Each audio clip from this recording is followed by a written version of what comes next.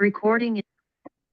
Okay, great. So you can see that now with us, there are 44 Chinese Sangha members in the meeting room. More is coming. So we are really looking forward to hear your sharing your lila with Guruji. Thank you. So yeah, Nice so to be right here. at the beginning, maybe can you still do a little introduction about you and your past with Guruji? Yeah, sure. So yeah, my name is Partha, as you can see. And I met Guruji quite some time ago in 1998. So in the last century, so to speak. And ever since, I basically have been with Guruji and I've been active in his mission. And I used to be a brahmachari in the past in the Sri Pittinalaya ashram. I used to live there. And now I'm married. I have 3 children. One is almost grown up already, a son from my wife. And then the other two smaller ones, they are 8 and 10 years old. And yeah, I live nearby the ashram, in a village nearby, and I am active as a member of the board of Bhakti Marga, and I take care of different things like administrational things and finances and yeah, this kind of things and the how you say duties of a director of the company basically and of different companies. Yeah, and I I mean, although I live now householder life and I live like, I say, um, yeah, kind of a normal life, not like a brahmachari, not like in ashram resident.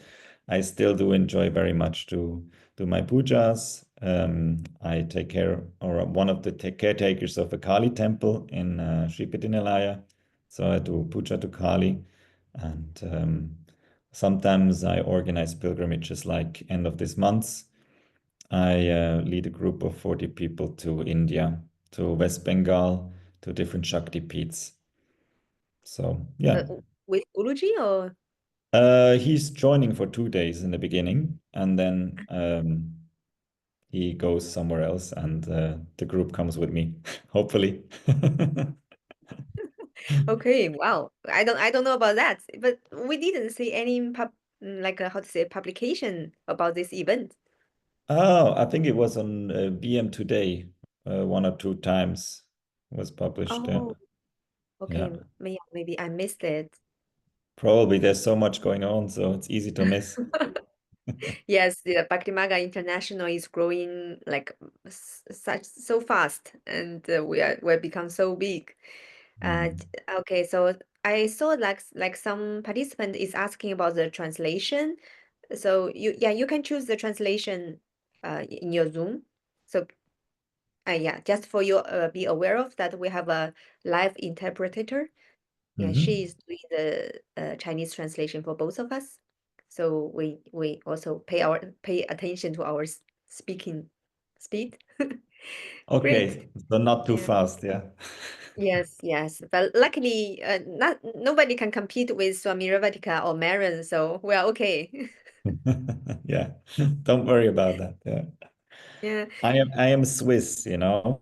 I'm from Switzerland, and people from Switzerland are considered to be slow. Ah, okay. Because you enjoy life, right? Exactly. Yeah, we have a beautiful country. So there's lots of Yes. things to look at. Yes. Very, very beautiful country. I have been there when I was like studying in Europe. Oh, nice. Yeah.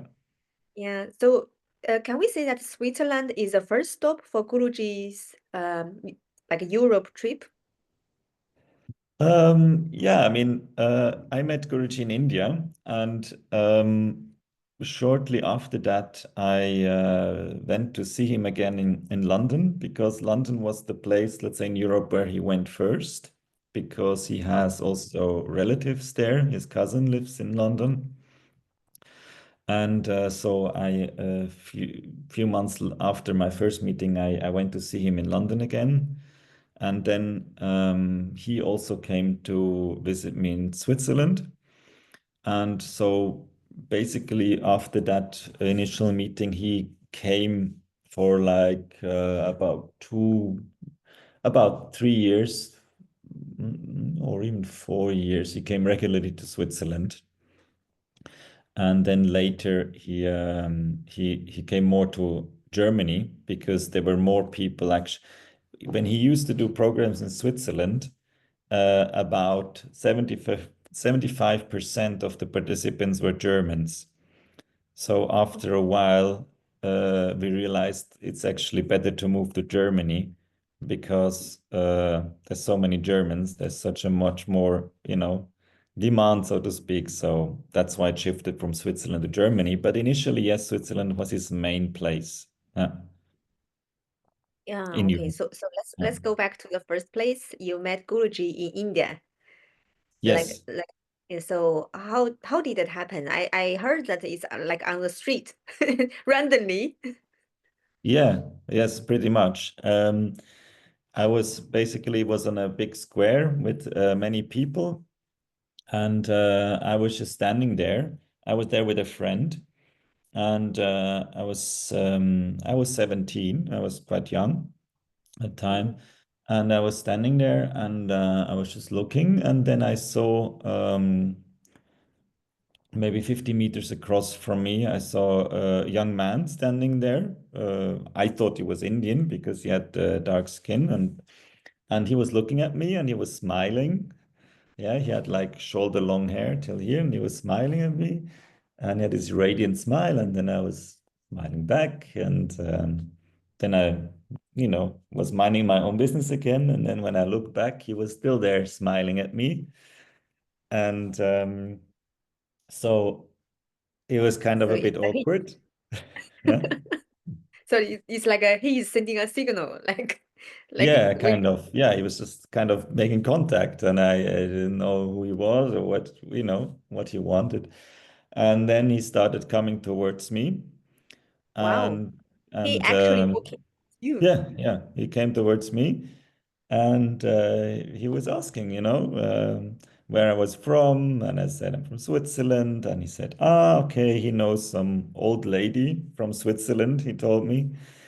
And we started talking. I asked him where he was from. He said Mauritius. I said, oh, okay, that's interesting. Yeah, because for me, I didn't know Mauritius. And yeah, so basically we started talking and talking and talking, and then we moved on a little bit. We sat on the side of the street, and we just kept talking, and it was just a very familiar feeling for me. It was a feeling that it was not my first meeting. Actually, I felt like I had known him for forever, since eternity, somehow. This is how it felt. And I have never had this feeling before, and I never had it afterwards with anyone else. It was really a feeling that I know this guy like forever. Yeah, it was so familiar. And yeah, we just sat there on the side of the road and kept on talking about, life, about everything. And I still didn't know who he was. And then at some point I asked him what he was doing for a living, yeah, like what his profession is. And he said, well, I help people. And I said, okay, whatever that means. I don't know. And then he explained me basically, yeah, there's people coming to see him, and he's giving them advice and like about life, about health, about spiritual topics, and yeah, then slowly dawned on me a little bit like what he was doing, yeah, and and basically we were sitting there talking all this time, and then my friend was like getting impatient. I was like, okay, can we like move on? Like how long do you intend to sit here and talk? And I said, I don't know. Like for me it was like I didn't see any necessity to go anywhere else than to just sit with him talking. And Friends, yeah, your yeah. friends, they were not interested in Guruji at all. My friend, no, he was like, like it was nice meeting, but he was not like okay, not like me, yeah, who just lost completely time, who completely was oblivious to time and everything. And yeah, if you want, I can share a picture from Yeah, that. definitely. I actually have a hold on a second. I have a picture from that day. Here it is. Right. So Guruji was alone, or was he with somebody else? He was actually with a couple from Mauritius, and just there for 2 days. Yeah, so he was just in a short time. So he was with them, and the funny thing is, he was not. I was wearing like this Indian clothes, yeah, traditional clothes, and Guruji was just wearing jeans, yeah. So he was just very casual. He had a kurta, but underneath he was just wearing jeans. So this is the picture of that day when we first met. So basically, this is the first picture that was taken from me and him ever. Wow. Yeah. So you mentioned you were wearing Indian clothes. Like Yes. were you already on a spiritual path, or why you dressed up like India? Yeah, no, just like because I was in India, I figured Okay, if I just had, to get blending in. yeah, exactly, and like having this white, this white silky whatever trousers, yeah, and Guruji Okay. was just wearing jeans, so it was more Yeah. like, Okay. But we cannot see from this picture. no, I can't see even this picture. Yeah. Yeah. Wow. So did Guruji mention about that he's a guru, or did he mention that? No, he didn't mention that. He did not. Ah, He did not okay. mention that he's a guru. He did speak about God and about these topics, but he was not like mentioning it anything specific about himself. Yeah. And that's something about him. He never, even afterwards, whenever he met people, he never talked about himself really. Yeah. He never said, I am this or I am that. It was just like, he was always kind of normal in a way. And Yeah. it was funny because I asked him during that meeting, I asked him, so do you have any friends? Like, tell me about your friend, because I told him about my friends and people I hang out with, etc. What you do when you're 17. Gurji, by the way, was 19. Yeah, so he's 2 years older. Okay. And I asked him, so what about your friends? And he says, well, I don't have any friends. And I was like, how can you not have any friends? Yeah, like you're 19 years, almost still a teenager, Like, how can you not have any friends? And he says, no, I don't have any friends. He said, there's no real friends in humans, kind of. That's what he was saying. And he says, but you must have a friend. And he says, like, and he was just like pointing upwards. And he says, like, this is my friend or my only friend, meaning God. And for me, this was very strange. And somehow I felt challenged. I felt like challenged, like, no, I'm going to prove you I can be your friend. Like it's possible to have human friends. Uh, so it was funny because it was like kind of the first satsang, with him. Yeah. Where he was actually pointing out that the one true friend is inside of us is God, is the divine, and that everyone else or all other, let's say, people are just transitory. They're just passing, you know, they come and they go, but gold stays forever. So yeah, that was kind of the first teaching I received from him. Okay. Wow, that's so impressive. But so you were like 17 and you are already like looking for a spiritual path or not really? Yeah, I was. Well, a bit, yeah. Like not so strongly, but somehow yes. Yeah, I mean, and that's also why. I mean, I was intrigued by India. I was always drawn towards India, and it was very it interested me very much. Its culture and Okay. everything, and its religion. So that's why I went there in the first place. Yeah, but I was not like hardcore into it, you know. Yeah.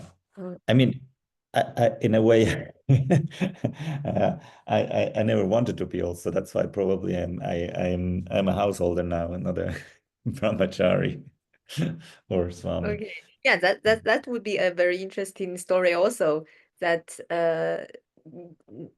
like as Guruji like I think later in maybe in 2008 Guruji start to Mhm. initiate Swami and Swaminis. Is that year or you are you were the first batch, right?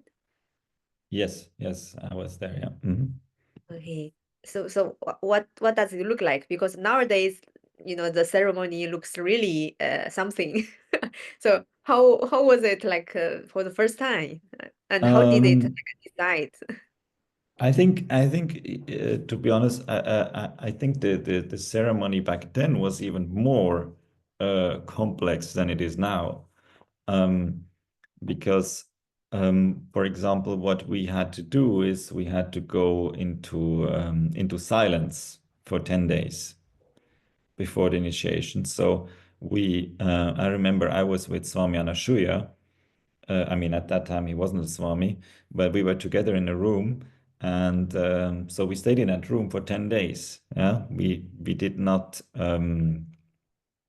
communicate. We were not allowed to talk. We just had to be in silence all this time. And it was funny. One morning, um, um, Swami Anashuya, he always woke up very early, and then he sat in meditation. And me, I woke up maybe an hour later or something. And and then one day I woke up very early. Yeah, I was already awake when he woke up, and he just got out and he looked at me and said like, "Oh, you're up early today." And I said to him like don't talk, you know. And he said, "Oh." Yeah. So we had to stay in silence for 10 days, and then after that there was this whole purification ceremony, similar to when you get married, you know, the bride and the groom, they get purified with this turmeric. I think for brahmacharis also it's being done. So there's a whole purification ceremony, and which took a long time. And then basically it was in, I don't remember, was it March, April, or around springtime it was. And it was still pretty cold. And then we had to go outside and we had to be like almost naked. And What do you mean by almost? Guruji, yeah, Guruji was performing Abhishekam on us. Yeah. So he was like pouring this, milk and all this stuff. They were pouring on us, and it was super cold. It was freezing. And I'm not so like I'm quite skinny. I don't have so much fat, so it was like I was like freezing almost to death. So I very vividly remember that how he was pouring all this stuff over us. And then, yeah, after that, we had to, of course, could take shower and everything. And then the actual initiation ceremony took place with the yagna, with with the danda, with all these things. Like, yeah, I don't remember every detail, but it was very long. That's what I remember. It was very long. Yeah. Okay, and very cold.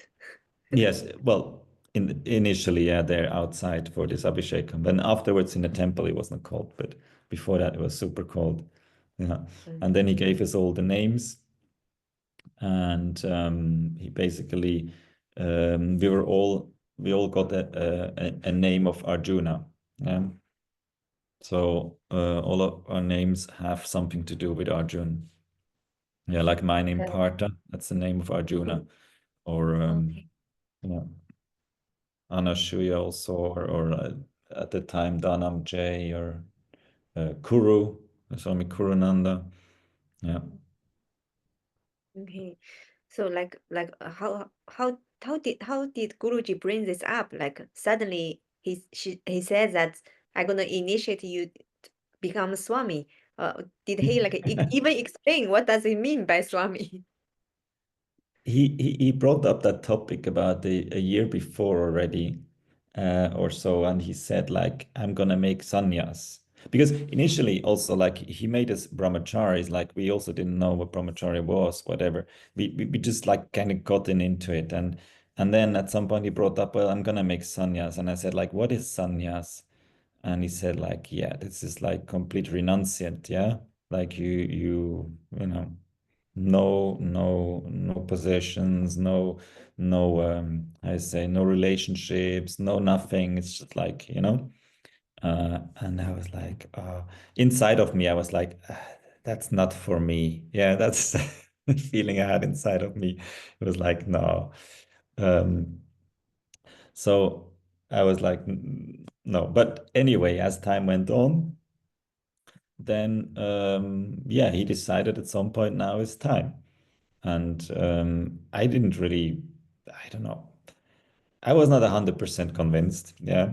And but he seemed convinced, or Babaji, yeah. And so he decided it had to be done. So it was done, yeah. Like did he ask about your opinion or just like he Not really. decided?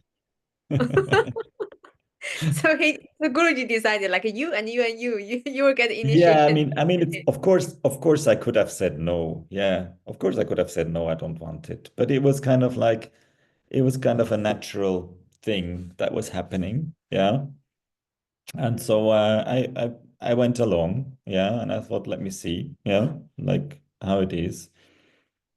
Yeah, and it's not that I didn't enjoy it. Being a Swami. Like I enjoyed it on one side. I enjoyed it very much because I used to, I was one of the first ones who went out and started, giving satsangs and doing pujas in other places, visiting other countries and all this. And I enjoyed this very much, to be with the Sangha, with the people. And it was a really nice time in that sense. So there was a part of me that enjoyed this very much. And even today, like when I go and let's say lead a pilgrimage group or something, like I feel like that's the one thing I really enjoy doing, yeah, as a work, if you want to say. I really enjoy that much more than other stuff. Um, but at the same time, I always felt for me that something was missing, yeah, that I really felt like I wanted to also be in a relationship. It was something that was important for me. And actually, from small onwards, I knew I wanted to have a family. That was always clear for me. And somehow I was at this threshold, like, do I have my own family, or do I have like Bhakti Marga as a family in a way? Yeah, I could have also gone this way, but for me, it was like very strong, this wish of having a family and of leading also a family life. So um, that's how I ended up being where I am. And yeah, that's where I am at the moment. Yeah. Okay, like what time do you shift your role back to the Grihastha stage? That was in so I got initiated as a Swami in 2008, and I got married in, I think, 2011. Good, my wife is not watching. She will be angry at me if I don't remember it correctly. I'm Um, not sure she's not watching me. I think it's 2011. Guruji married us during Navaratri. And And before that, you had a talk, right? Sorry? Like before he married you, Yeah. you have a talk with Guruji Yeah. about you, Yeah, yeah, I had a you're talk gonna with him. Yeah. yeah. Yeah, I was I figure it's gonna be challenging. yeah, I was always pushing it further and further. I didn't want to talk with him, yeah. But at some point I just, knew I had to. And he was actually in that day, he was sitting in my office. He was kind of waiting for me, and he was waiting for me to open the topic. So I did, yeah. And I told him, yeah, that I would like to be in a relationship, etc. And yeah, and then yeah, like a few weeks later already, he said like short before Navaratri, he said like I'm gonna get you married this Navaratri. I was like, oh, okay, that's fast. Yeah. So But you already like knew your wife, or it's yeah, Guruji like when who I when I when I talked with him, I already had met her, and it was funny because when I had a friend who lived near the ashram, and I used to go visit her every now and then. She's a very good cook, so I used to enjoy just to go there and have a good meal. And and she had a friend, yeah? And sometimes she used to talk about her, and but I had never met her before. And then one day, it was my friend's birthday, and so I went there, and then my future wife was also there, and this is how we met. And and what was interesting is that I think it was the second meeting that we had, that when we met again at my friend's place, and we had at the same time, her and I, we had a vision of a small girl with blonde hair, like running around. Like it was really strange. Like at the same time, we both saw this little girl just as if in a flash, like, and we were just shocked and looking at each other, like, did you just see that? I said, yes.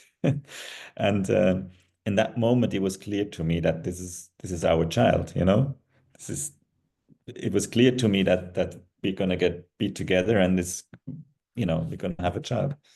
So it was all somehow, arranged. That's how it feels to me, and pre-planned. So it was very interesting. Yeah. okay. So I guess that daughter is like the oldest child of yours? No, no, this is the middle child, because my wife already had a son when we got together.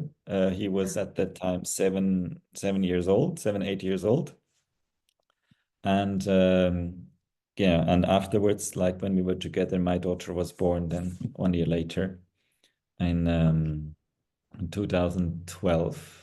No, hold on. 2012, 2014, she was born. Yeah. Okay. So nowadays sometimes we can see you so you wearing red. So there is a like a how to say saying that you are still a rish, like you are the only one Mm. allowed to be a rish. Is that because I can see in the chat room there is also the question asking you, are you a rish, or like what's the real situation here? I'm just a normal person, Yes. very boring. Yeah, you are devotee. But there is a story about the red clothes, no? Yeah, it was like this, that um, before I got married and all this, I was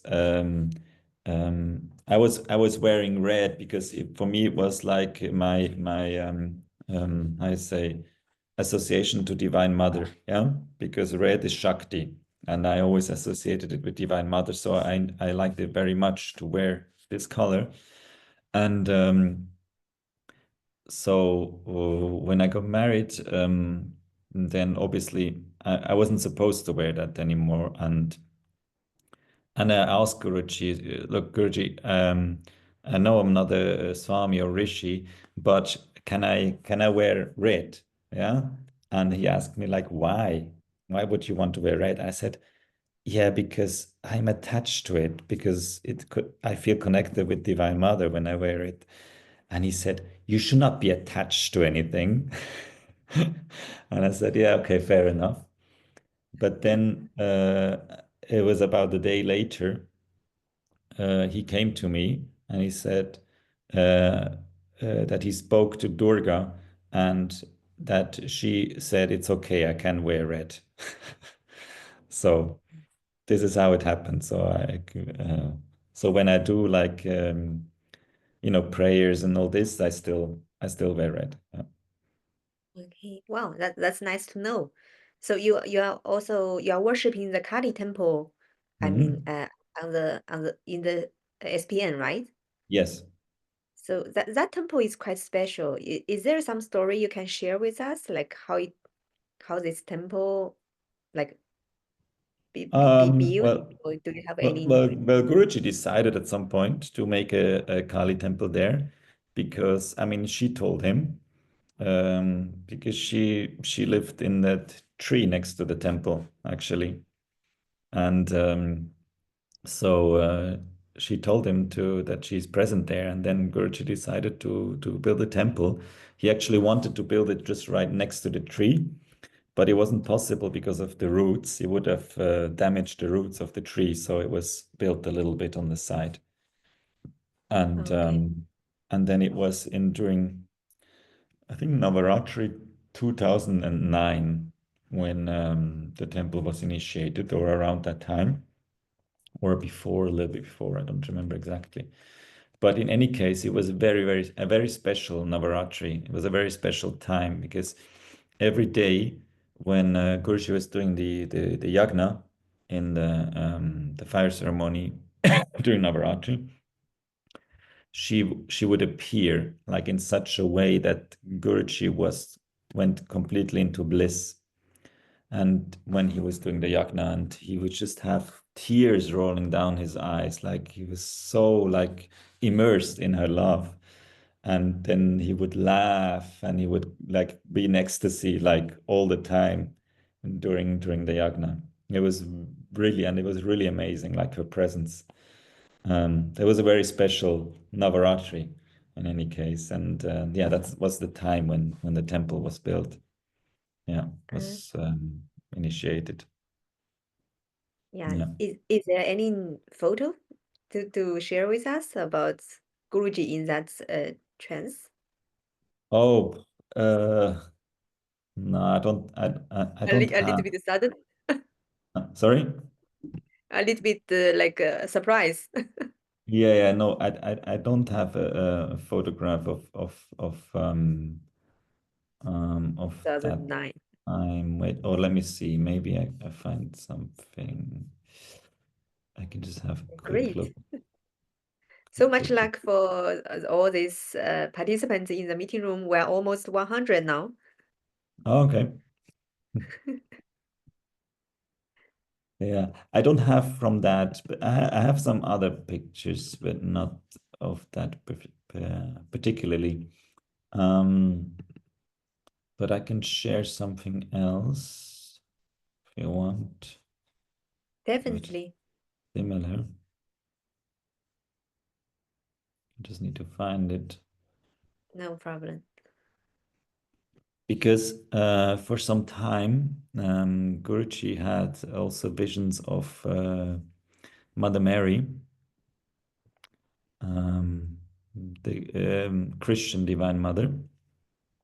Actually, it was a nice story when the first time, I think it was in 1999, when Guruji was staying with me at my father's house in Switzerland. And I remember him one day coming out of the room, and he was like in a completely different space somehow. And he said to me, I just had a vision. And I was like, okay, like so what? Because he often had visions and things like that. So it wasn't like I was like, why is this special? And he said, no, it's special because I saw this lady, this radiant lady, and I asked her who she was, and she said she's Mother Mary. And I said, and then he said, well, I know Durga, but who are you in relation to Durga, to Hindu Divine Mother? And then her face changed, and half of her face remained Mother Mary, and the other half of her face became Durga. And she said that she's the Universal Mother. So, um, and I have somewhere, where is it? A picture where he has a vision of her, where he's also in the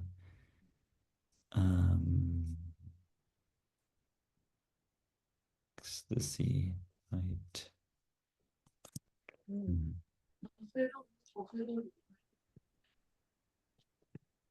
Okay, I have to look here.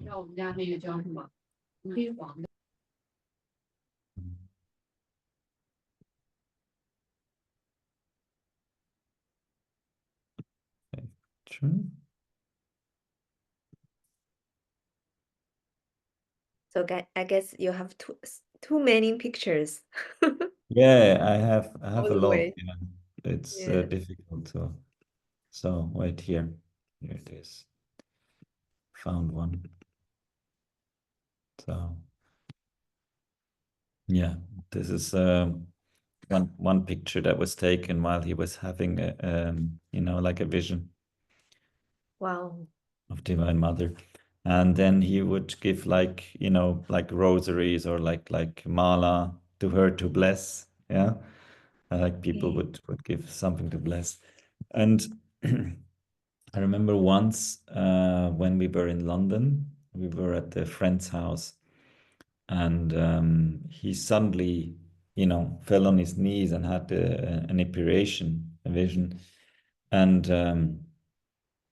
then, as he was kneeling down and had this vision, he suddenly he opened his mouth and he put his tongue out, and then a flash of light appeared on his tongue, yeah? Like a light, like lightning, like a strong flash of light appeared on his tongue. And then when the light was gone, there was a communion on his tongue. So he Wow. received communion. And afterwards, we asked him like what happened, and he said that the angel came to him and gave him a communion. And in the moment where it transformed from the divine world, like from the I say spiritual plane into the physical, that light appeared. Uh, Wow. So just for the audience who which are not familiar with the words communion, it's mm. a piece of bread, right? Yes, it's a piece of bread, a blessed bread. Yeah, like a prasad, if you want to say. Yeah. Like, Yeah. is it considered as a part of Jesus' body? Yes, yes. Yeah. Oh, Yeah. wow. So there was a time when he was very interested in the Christian I say culture, and he went very deep into it, and so he had all these visions and appearations and experiences from the Christian deities also. Yeah, because obviously he can, he's like, I always say like he's almost like a walking gate, Guruji. He's like a gate to the other world. Yeah. Like Okay. there's through him, he's like a connection, like he can just open something and then the gods come, or he can just call them and they come. It's his cousin Ravi also has a lot of stories of this. And yeah, for example, so the once we were at my mom's house in Switzerland, and I think it was actually in 98, the first year that I knew him. And it was Navaratri time, it was autumn. And Guruji said, well, actually, it's Navaratri, yeah, these days. And And I didn't know what Navaratri was. So he explained to us what Navaratri was. It was a festival of Divine Mother, of Durga. And I said, yeah, that's nice. And he said, well, we need a statue. We need a murti of Durga. Then we can worship her. And I said, yeah, but we are in Switzerland. You're not going to get a statue of Durga here. Like, nobody knows about the Hindu deities here. And he just turned his eyes up in the sky and was smiling. And then I heard a loud noise in my room. And I got up from the kitchen. I went to my room and opened the door. And on the floor was a statue of Durga. It was just Wow. lying on the floor. And I picked it up and it was hot. It was like hot as if it was has just been manufactured. And and I took it and I went back to the kitchen. I said, "Here's your Durga."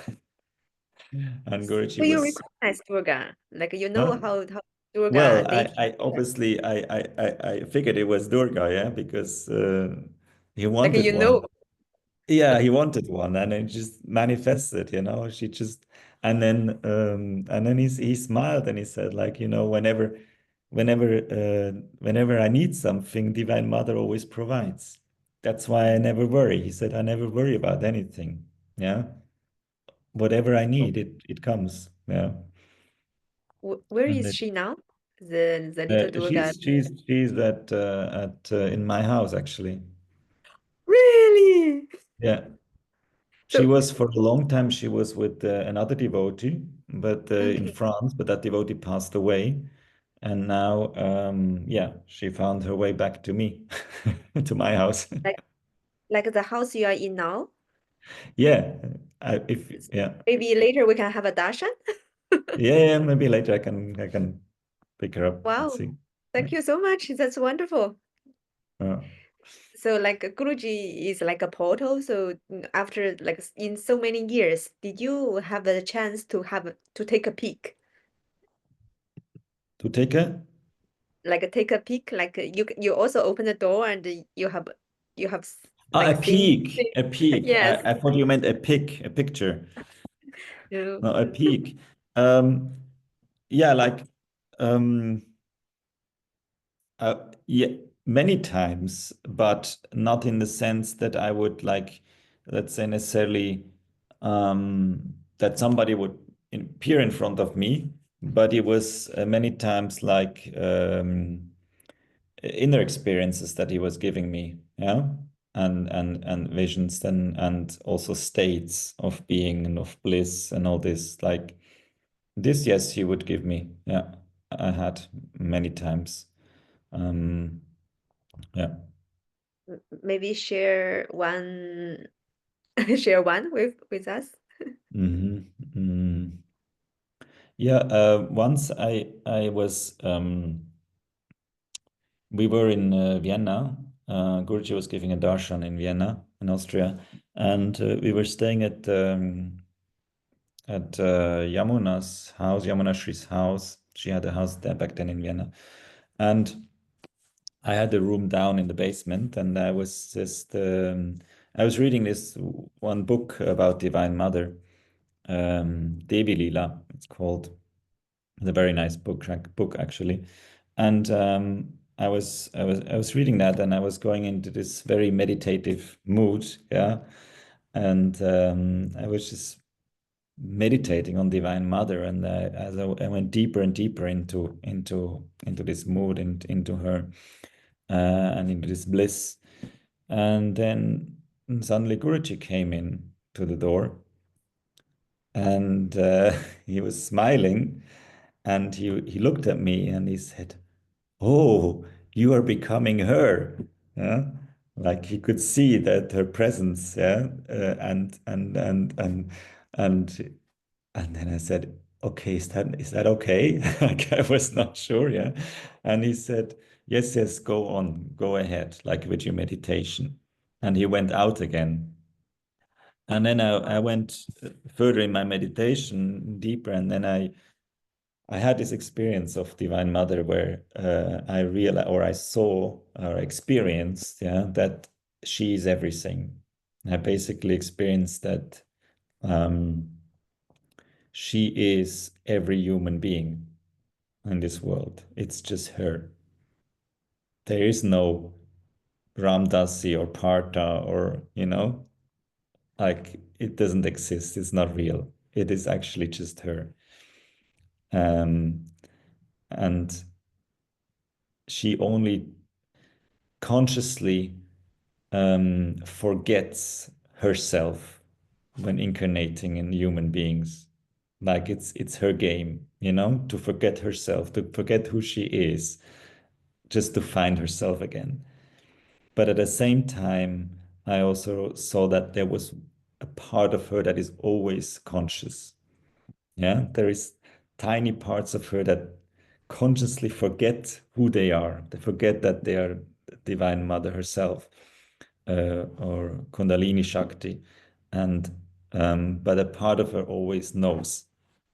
Yeah, and this is kind of the game that is ongoing. So she consciously forgets herself in order to find herself again and to play this game. And I suddenly had this vision of when you have small cats, a kitten, how they play with their own tail. They always change, they run in circles because they chase their own tail. They think the tail is something separate from them. They don't realize it's actually part of themselves and they run after it. And that's exactly how this was. Yeah. How this experience, how Maya works. Yeah. You're actually chasing something that is yourself and you don't realize it. Wow. Yeah. So that was a That very like a very impressive experience for me that you know made me realize like the nature of reality. Yeah. yes, that sounds a very impressive, enlightening feeling experience of. Yeah, but it's an experience, and the problem with experiences is that they have a beginning and an end. And once you get out of the experience, it's just an experience. So Yeah. the, But still the real goal is to be living that in that reality all the time and not to drop out of it again and to get caught up in Maya again, which is very easy. like I feel like it's like once you have that experience, it's real. Like somebody tell you that sugar is sweet, but yes, Mm, we know that sugar is sweet, but until we taste the sugar, then we really believe that the sugar is sweet. So mm. this kind of deep experience you have been through, like I believe it really contributes to your whole understanding. Yeah, for sure. Yeah, for sure. It definitely helps when you when you experience reality and not just hear about it or read about it. Yeah. Mm. Yeah, so uh, you have been with Gucci like almost 20, I would say 27 years. Yeah, So 98. like Yeah. you Yeah. met Mhm. you met like a teenager friends, but Yeah. now it's like evolved. Like, is there like how to say a milestone for you that you realize that your relationship is evolving into different stage? Mm, yes and no. Yes, in the sense that obviously his profile is raised a lot, like he's much more known. There's so many more people. He has a much more formal role that he plays, yeah, um, for many thousands of people. And that of course puts a certain distance, yeah. And also the fact that my life has changed in the sense that I don't no longer live in the ashram. I have my own life, etc. So there's naturally just like a different relationship in that sense. um and also of course over the years slowly realizing more who he is, yeah, that also changes things, because in the past sometimes I would say, no, we have to do it this way. No, he said like one thing and I said, no, it should be the other way, like and like this over the years, realizing that, okay, maybe I am not in the position that I should say we should do it differently, and I should really, understand and trust that he has his reasons why he says certain things should be a certain way. And that was definitely a learning and an evolving. It was not like from one day to the next, but it was over years. And on the other hand, um, sometimes when I meet him or when I spend time with him, it's the same as it always was, like just, Friends? people, yeah. People? Yeah, like, big two human beings, because besides, everything that he is or incarnates, but he's still also a human being. Yeah. And as such, things haven't changed. Mm, okay. Yes. So this. So yeah. I also I guess since long you have been with him, uh, do you and even like you have so many experience he shows to you. So, but in real life, do you still have like dramatic suffering? L- Like, yeah, like Mm. What dramatic suffering? yes. Like you are so close with Guruji and have been such a long time. You know, in devotees' life, it's not easy. Like we constantly are challenged by him, but it also sometimes push us like to the border of like really we cannot take more, and so we Mm, consider like why it happens to devotees, like like he should be how to say protecting us and or sharing provide shelter for us, but why we mm, still suffer or we consider we're suffering. Do mm. you, yeah, like I mean, do you also share the same uh feeling?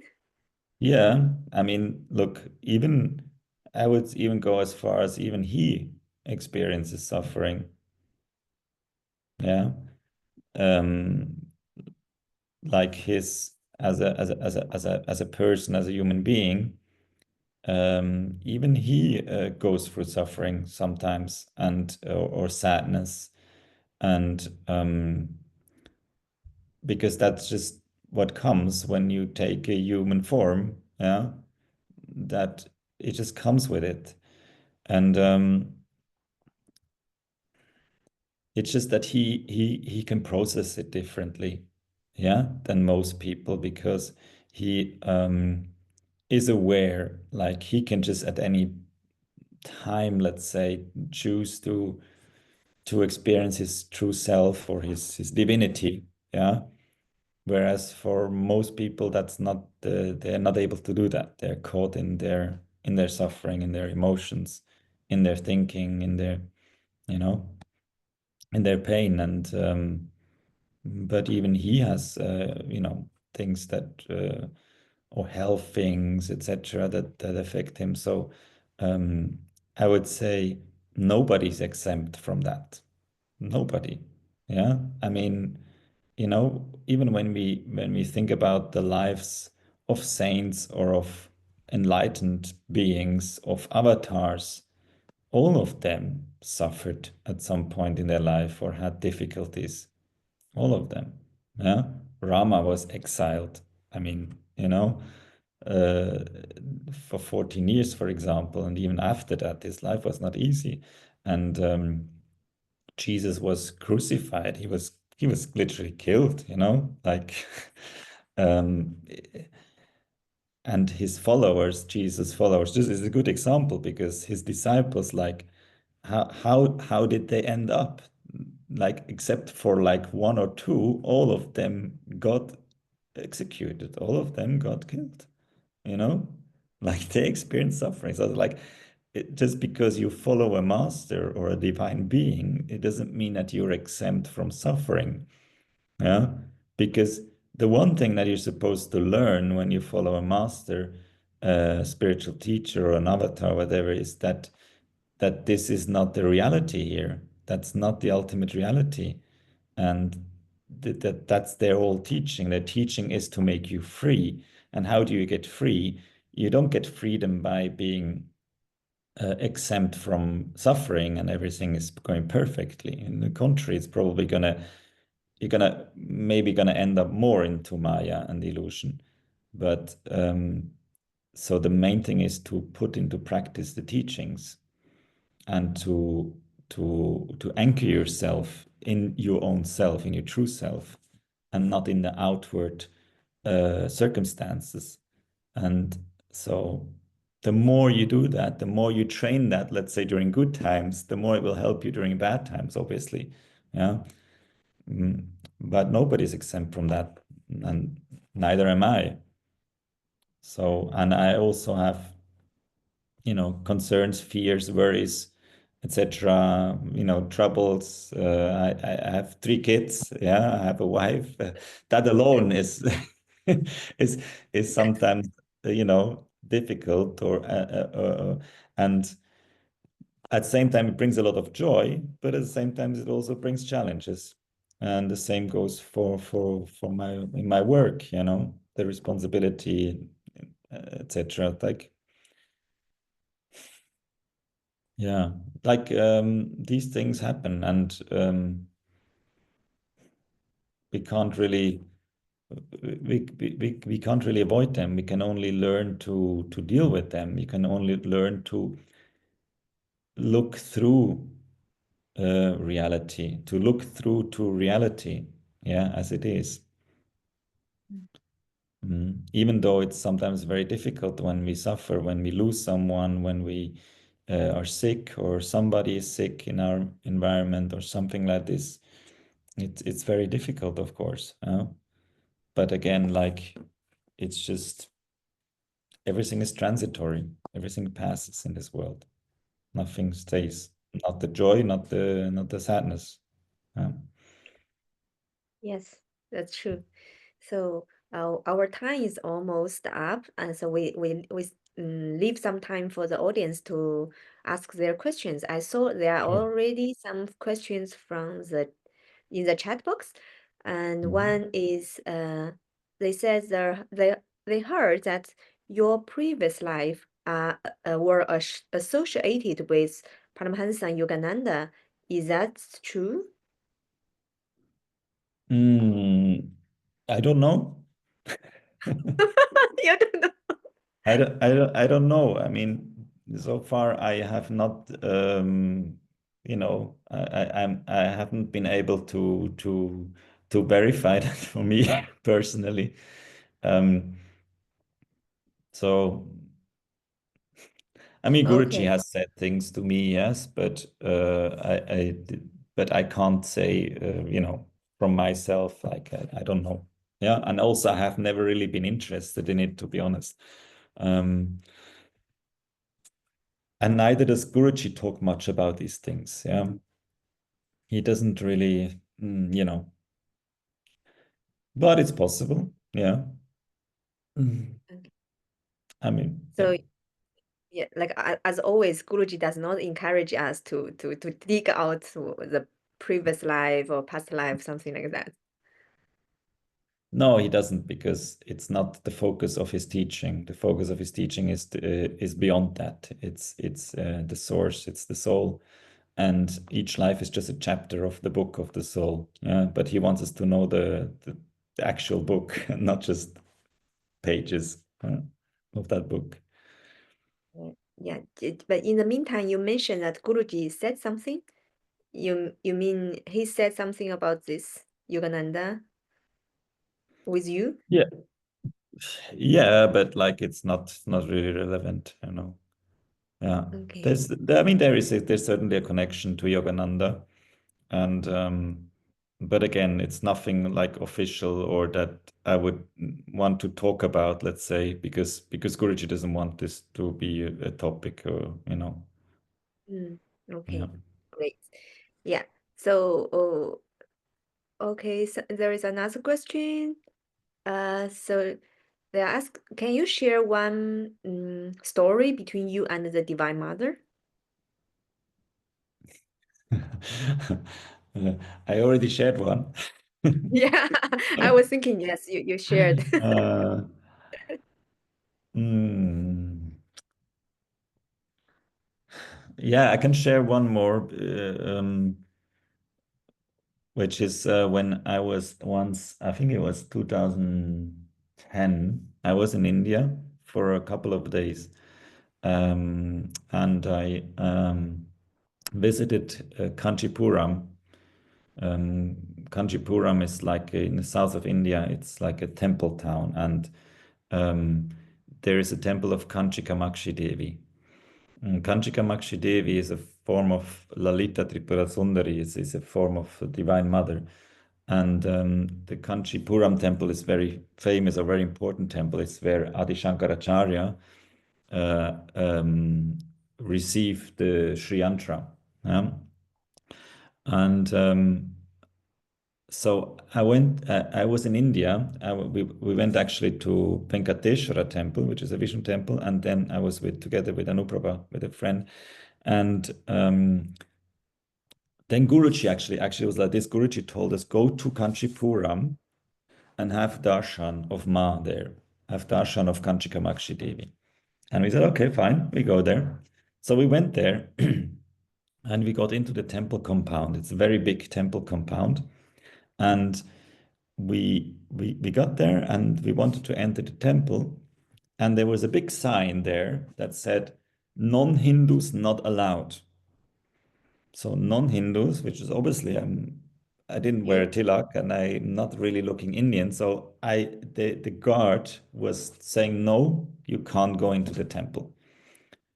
And I was like, what is this now? Yeah, like Gurji told us to go to have darshan here, and now they don't let us in. And I was super upset. And so we just walked around the temple, yeah, in the compound. We walked around the temple, and it's like angry with Divine Mother. I was saying like, what kind of people you have here? They don't even let me see you. Like I was just complaining, all the time. And then we went once around, and then there was a little shop. There's a little shop, and there's a old shopkeeper there, and he was super nice. He was super friendly, and he actually we wanted to go, but every time we wanted to go, he pulled up something else. Like, look, I have this for you. Like, uh, this you can give. You can take with you as a gift, and blah, blah. So he was just like giving us gifts, like one after the other. He was so nice, and somehow we couldn't leave. Like he wouldn't let us go. And and and actually before that we asked him like why we can't go inside. He says the only person who can give you permission to go inside is a Shankaracharya. And the Shankaracharya is like the Pope, it's like the highest um, person, there. And he said, this is the only one who can give you permission. Like next, he can't do anything. But as we were talking, like he was pulling out his gifts and things. And then after about half an hour, suddenly a car drives into the compound and everybody is like running towards that car. And the shopkeeper gets very excited and he says, it's the Shankaracharya. He's coming. And then we also went there and he said, come with me. And he brought us to the car and we managed to get there. And then we asked the Shankaracharya if we could enter the temple. And he smiled and he gave his blessing. And the guard who before stopped us from going, he saw it and he took us, and we skipped the whole queue. Like we Wow. went ahead of everybody, and he put us right in front of Ma. And so we could have darshan of her, like right in front of her. And I was feeling so bad because I was like angry before, on Ma, and I was complaining, and I was. And there she just like arranged everything that we could go and see her. So Mhm. that was a really beautiful experience, And Yeah. actually, the Shankaracharya at that time, of Kanchipuram, he's actually now considered a saint. He was a very saintly person. I was not aware of it at that time. Yeah, yeah, he was already very old. Yeah, so that was very beautiful experience with Divine Mother. And she's like the Kanchi Kamakshi, the Murti. She's so beautiful. It's like the most beautiful you can imagine. She's also called Kamakshi Devi, which is like the goddess of love. She's Mm. truly amazing. Yeah, Wow. Yeah, that's indeed a very beautiful story. yeah, that So was nice. let's see if we still have, do we still have more questions? So if you have question, you can type your question in the chat box. Uh, while okay, so there is, yeah, do one more question is like when you serve Karima, uh, do you have any experience related to her? Yeah, sometimes. I mean, um, like we all sometimes we are in in a certain mood. Yeah, like sometimes I just do puja and I'm thinking of other things, and sometimes I really connect with her, and then there is the experience is then obviously much deeper. Um, once I was doing puja and I really felt her very close. I felt her very strongly, and then I prayed to her and I asked her, please, Ma, I'm trying for so long to get a house in the village in Springen because our house is further away. I said, "Ah, please, please, get us a house nearby and blah blah blah." I was like, begging her, praying to her. And then after I was finished, um, I took some prasad and I went up to Guruji's place to give him the prasad. And then he opened the door and he smiled and he says like, "So she's not listening to your prayer, isn't it? You still don't have a house in Spring." Uh, and then I was feeling so bad because I was asking for something like trivial, I was asking for something so trivial, and I vowed that I would never ask again for something like that. Okay, But it that's just showed nice. me that, like, Guruji just picked up the prayer, yeah, Yeah. how they are connected, yeah, like how he is connected with, or how all the deities are in him, and he's connected to all of them. Mm. So nice. Okay. So you think we can have the darshan of Durga deity?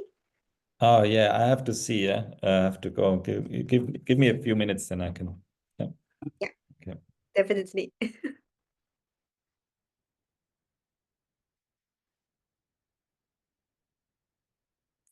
好的，那我们在等 Pata 去拿，就是1998年在他们家这个这个自我显化的Durga 的女神像的时候呢，大家可以看看还有没有什么问题可以打在对话框里面，等他回来的时候，我们可以再问他。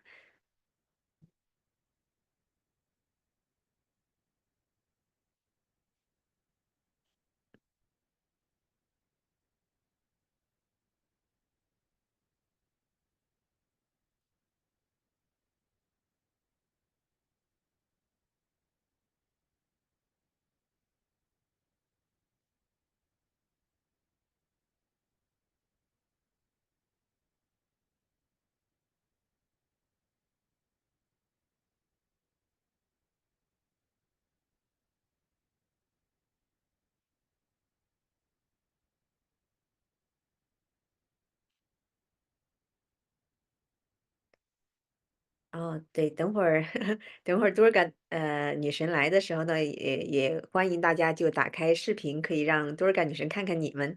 想得到多尔嘎的搭讪，可以现在准备一下，等会儿打开视频。就咕噜就说过，就是去，可能在印度的寺庙里面人挤人，你可能看不清神像，看不清主神就被推到一边去了。但是最重要的是，他看到了你。OK， Just 1 second. no My problem. daughter is bringing it.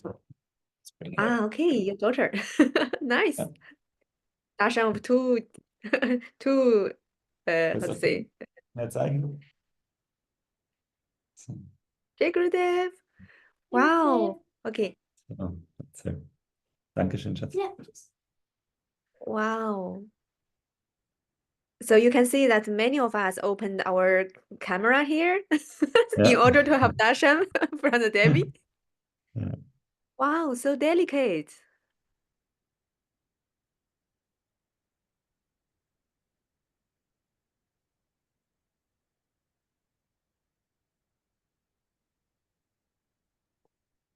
So who is taking care of her right now?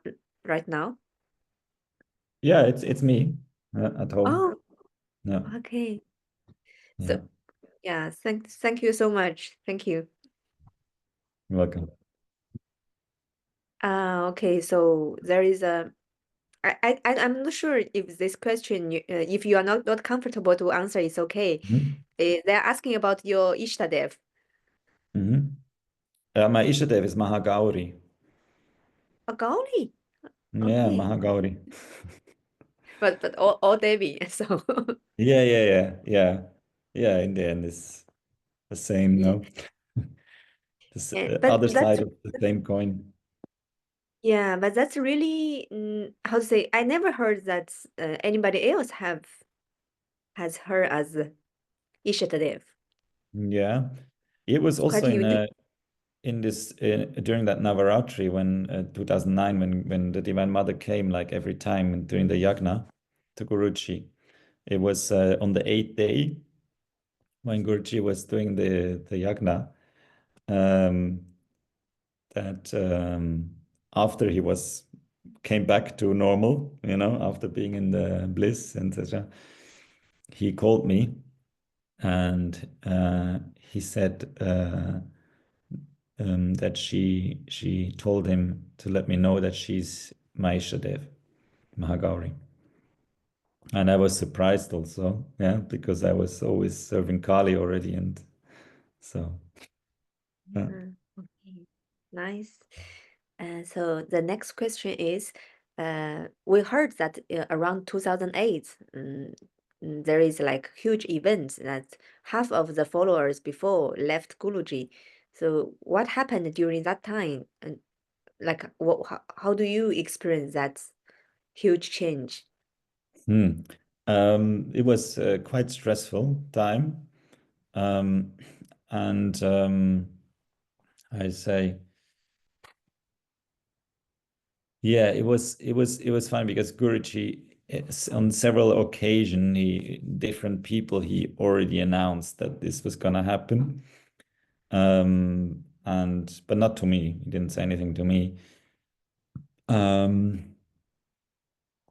But when it did happen and people leaving, it was of course it was a difficult time, but at the same time afterwards, it was also somehow a nice time because everything was kind of small and it was you know less going on and it was also a nice time because it was also that time then afterwards this was this strong presence of Divine Mother and like she was like as if she was like comforting us and being there, so that was the nice part of it, but it was tough also, yeah.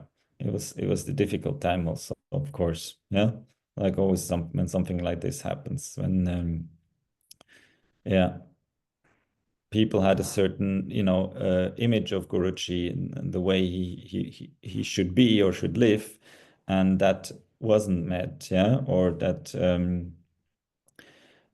he lived in a way that people didn't approve of or didn't like, etc. And that was yeah, for some people difficult. Which is also So there, understandable in a way, but it's just how it is. Yeah. so there is another linked question is like, uh, what keeps you on this path all this time? Hmm. Good question. It's because I think I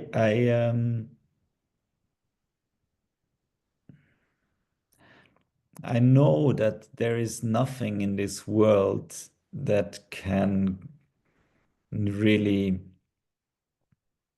there's nothing outside of myself that can fulfill me. Yeah. I have experienced it.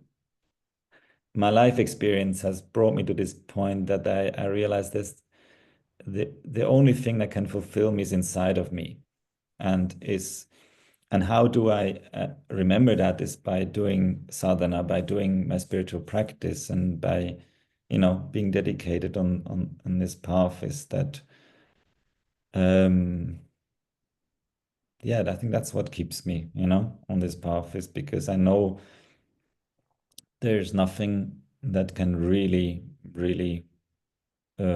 ultimately fulfill me. Yeah. Or that it's just it's difficult to explain in words. Yeah. And it doesn't mean that I do like I would not consider myself to be a good devotee even. Like I'm not like perfect at all, but I do know that there's nothing that I mean I do worldly things. I'm in a relationship. I do enjoy certain things. But I know that it's not ultimately what is important. And I have experienced this with this time with Guruji, so many times that the true bliss and love and joy is inside of me and is not in this world. So yeah, and I know who he is in a way. Yeah, I mean I don't know it like in the sense like Arjuna knew Krishna. But I know it in another way. I know it who he is, and I don't need to. I don't question it, or I don't need to think about it. I just know it. And even if I would do many things differently than he does, and I don't need to agree with everything he does or with how he does things, or you know, sometimes he can be quite rough also. Sometimes he can, like he has his ways, he has his character as a person also, and I don't agree with everything. But that's not the point. And also I don't do everything he tells me. Like as I said, I'm not a perfect Really? devotee. Like sometimes he tells me things, and I like one day he told me, you are a hopeless case. I will stop telling you anything. You anyway do whatever you want. That's what he told me once. So I'm a happy hopeless case, but I'm a dedicated hopeless case. So I don't see why I should do something else, but I'm not perfect, and I don't endeavor to be also. But what I do know is that I love God, that I love Divine Mother, and that I love Him, and that's all I Mm, need to know. okay, Yeah. thank you. So yeah, so next question is about how do you balance your family life and spiritual life, including your work? Like we have so much like a spiritual practice to do, but uh, like if we don't have time to do puja, we will feel very guilty. Look, Guruji is always. I once I heard from another saint said that how can you recognize a true guru is a true guru doesn't push you to your limits. He pushes you beyond your limits. This is how he can recognize. And Guruji is definitely very good at that. So, Yes. he pushes you to the limit, and he pushes you beyond, and then he looks what happens. Yeah. And he looks what you do with it. And so um he it's very challenging sometimes for me, yeah, to balance this because um yeah, spiritual life and kind of having this Swami Brahmachari heritage inside of me, which I also have, and then family life, and then it's also being in Bhakti Marga and being having responsibility there, and at the same time being in this normal society here also, yeah, which I also have, meetings with the mayor and or have school meetings for my kids and things like that. It's uh, it is challenging. Yeah, like it's not easy. I can't say it's easy, but at the same time, it's also nice because it's challenging and I don't like to have a boring life. I like when it's interesting. So, and with regards to spiritual practice and feeling guilty when not being engaged in it, I know this feeling also. And I had it a long time. I used to feel guilty when I didn't, do daily puja or kriya or this and that and the other. But I no longer have that. I no longer feel guilty. I don't know. This somehow, You do or you yeah, don't do? yeah. It's like I always look what is in front of me. Yeah. Like right now, for me, is clear. I have a family, I have small children, and that's the priority. Yeah. And then, God has to wait. It's like that. So that's my first and foremost duty now. And but at the same time, when I do this with dedication, I can also find God there, and I can also um, when I then take a moment for myself, I just, God is there. I can just connect with God, with Divine Mother anytime. I don't need to do a puja or something like this necessarily. I can feel her when I'm open to it, and when I want it, I can feel her in any time or in any situation. Yeah. And I had sometimes like doubts when I was newly married. I had my doubts and I feeling guilty and this and that and the other, and I was struggling with that. And then one night I was in the bedroom with my wife, and then suddenly Kali appeared to us like just in a flash for like 3 seconds or something. We both saw her like one like crazy, and we felt her and we saw her and as if she was like, and then that was for me to say, no, she is there in any situation, in any way of life, it's not limited to brahmachari or this and that and the other. It's she's always there. And she enjoys life. She enjoys all human beings, no matter what is it, there's no um, better or worse for her. Yeah. So Okay. Thank you. So the next question is, can we understand the God in Christianity as Bhagavan? can we understand the God of Christianity as Bhagwan? That's how the question is asked. For me, it's always like this, I see it a bit like that um, there is, if you go outside, yeah, you see different trees and animals and things, yeah, but they're all what it's all one nature, yeah. You can't say that only the oak tree is nature or only the cherry tree is a nature. It's all, nature. It's all different expressions of nature. And I see it also like this, that, if you consider like what is the 5,000 year span that we know of, yeah, let's say more or less in history, human history, in 5 or 6,000 year span of culturally speaking, religiously speaking, that we know of history, like how can you measure this against eternity?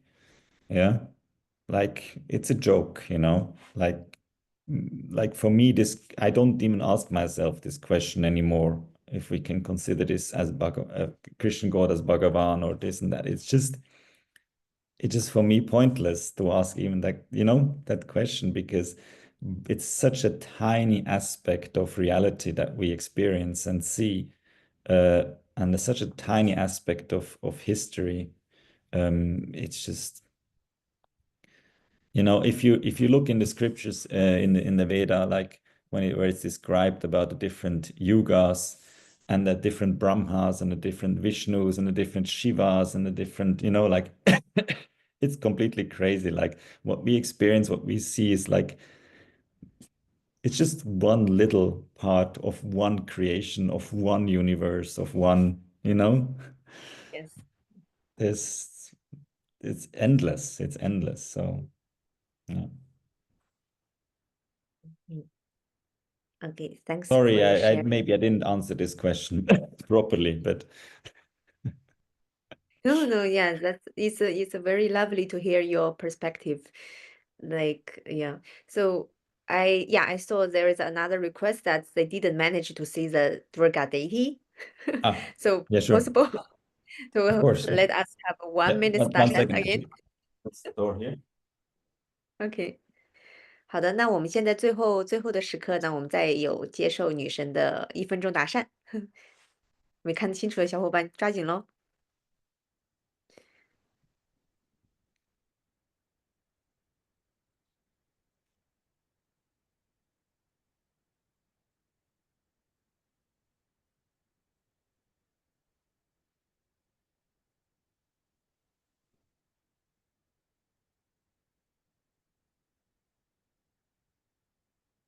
Okay.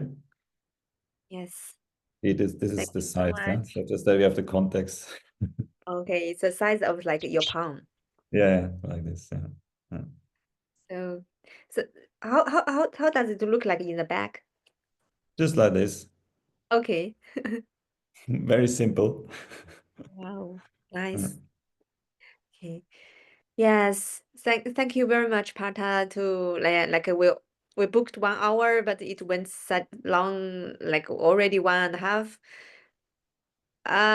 Okay, they're asking, were you making dress for Durga deity? Dress? Yeah. No, she has no dress. Okay.